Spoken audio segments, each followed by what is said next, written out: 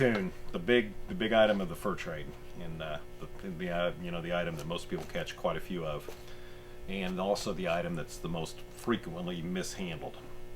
And we've got example here of coons that have been very well handled, very well fleshed and put up. We've got, just as a brief overview here, we've got coon that are wire stretched, and then we've got coon that are been stretched on boards. And we'll kind of take a look at each one of them. First comment is everything's very well fleshed. From the ears down, everything's off. I mean, we just got skin here. No fat, meat, or membrane on here at all. Heads just don't need to be fleshed. If you do have globs of meat or fat on there, or not fat, but globs of meat or whatever, that does need to come off. But the head itself, that membrane can stay on there. It does not need any attention. So from the ears down is where your attention needs to be. The most common mistake is this area right here. There's kind of this triangular area that's a sinewy, tough area, and then later in the time of the year when they start to rub or whatever, and then the rut, it'll actually have scar tissue. That is the area that everybody struggles with to get fleshed properly. So a lot of times that requires you're actually taking your knife and shaving that off with a sharp edge. So, but anyways, these are been all very well handled. Here again, the fur is clean. It's been well combed out. It's dry when it went on the stretcher, and very nicely handled. Tails are not super important. One thing, when you get ready to take these off the stretcher, they need to be fully dry. When you hold them out like that, the tail should stick out. It shouldn't flop down. So that tail is usually the last part that actually dries.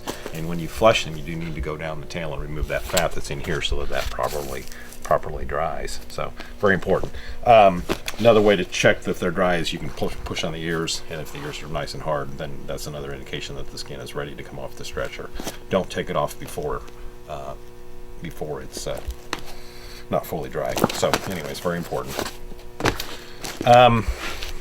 Put up on coon, typically as the coon gets larger, you can get a little bit wider, particularly if you're on a wire stretcher. When these are measured for length, they're going to go to the highest side. So it's important when you put them on the stretcher to have the base as even as possible on both sides. So technically, I think this side's a little bit higher, so that's where they're going to actually measure for the length.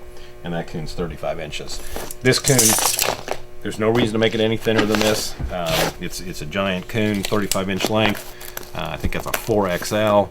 It's an 8.5 inch base, almost a 9-inch base. You could go skinnier and get a little more length out of it, but that coon really doesn't need much else. Very nice coon. These coons here, they're a little bit slatier blue color. This one right here was caught in a snare. Typically, that's going to go at least a slight damage when that's on there, because they just don't know how much damage that snare is going to cause and what issues there may be when the skin is actually tanned. It's missing part of its tail. It has no effect on the value. Don't lose any sleep over it. It makes no difference at all.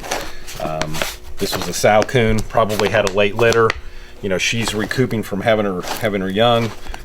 So she's probably, even though this coon was probably caught in late November or whatever, just not quite there. Probably going to grade is what they call it when you see 1s and 2s.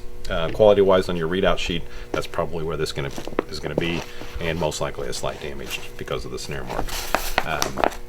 Nice fur, nice straight fur, just doesn't have quite the underfur that it may have when it was fully primed. So this coon right here, it's got kind of that slaty indication on the skin, and it's going to be really difficult to see this probably on the camera, but this coon right here is second or third quality, just basically just wiry fur. Not much to it. It's going in different directions. Just really not much of a coon at all, even though the skin doesn't look too bad. So here again, the quality's all varies, even though sometimes the skin doesn't give you an indication of what the fur may look like, and that's the reason for the observation window, the grading window. These coons here, the blue coons, clearly unprimed. Caught early, they can be caught, fully in the season and still look like this. And the fur itself is not bad. It's good straight hair.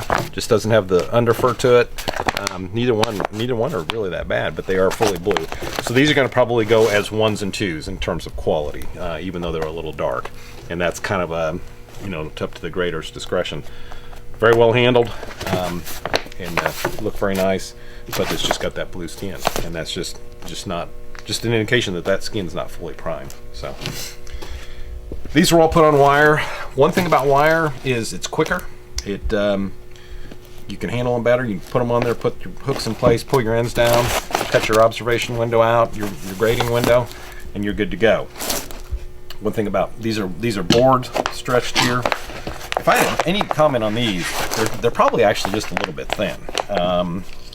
And you know, they typically, I mean, these are about a 6 3/4 inch, 6.5, or 6 3/4 inch base. You know, I think normally you want to be in the 7 to 7.5 inch base. So these are a little thin. They lengthwise, it's at 30, a generous 32. It's probably 32.5, measuring to the highest side, maybe even 33. You know, that's well into the 2XL size. It probably is not going to go to a 3X because it's just stretched so thin. Even though the measurement may indicate that it's 3X, it's probably going to go to a 2X because it's just too narrow. But the auction companies actually are pushing for the board stretch. Got a nice ridge to it on the side, and you have more control over a consistent width with boards because it's not going to vary. There's no spring to it, and they don't have to worry about rust on the stretcher or anything. But like I said, one comment on these is that they're probably just a little bit too skinny. Front legs, do not need the front legs on there. They can all be cut very short like this. That's basically it. One thing nice about boards too is that you can make a really nice finish on the bottom, completely squared off, because that's something pulled down and pinned into place. So your high side, you don't have so much of a high side like you do on the wire, where you got more of that scallop look to it. So they're very nice put up on all this stuff. Other than these are just a little bit thin. This Coon was probably caught a little bit later, it's showing some indication of rub. We call them scratchbacks or whatever, and it's got some scarring in here.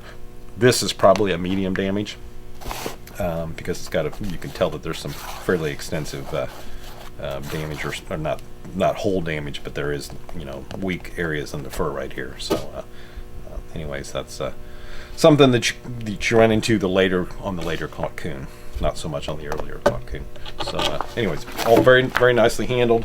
And you know, if you're not sure on how to put this stuff up, get a hold of a DVD, or even better, get a hold of somebody that does some fur handling. Go spend some time with them, and most trappers are more than willing to share their knowledge. So but like I said, the Coons are probably the most universally mishandled animal, probably partly because they do require a little more time. They require some technique, and of course it's our biggest #1 fur-bearing animal in North America. So anyways, hope that helps, and give you kind of a brief overview here. Alright, hey, we got the sand hills flying over, so we'll have a bit of a disturbance here, but at least it's natural. Anyways, hope you found that segment enjoyable and helpful in your fur handling. We do have our DVD, Show Me the Money, Professional Fur Handling. It's almost 5 hours long. It's got chapters on it so that you can advance to the chapter that you need, and you know, reference that as needed. But like I said, almost 5 hours long of fur handling. It's also got tips on selling fur, equipment, setup, that kind of thing. So anyways, if you want some more in-depth, we do have our DVD, $29.95. Also, you might want to check out our Hoosier Trapper Outdoors online show. If you go to our website, HoosierTrapperSupply.com, click on the Hoosier Trapper Outdoors logo, and that'll take you to our YouTube page and has all the shows on there. Typically, we always put up new episodes in the late summer through early spring, and all the past shows are on there, and then this fall we'll have new ones coming up.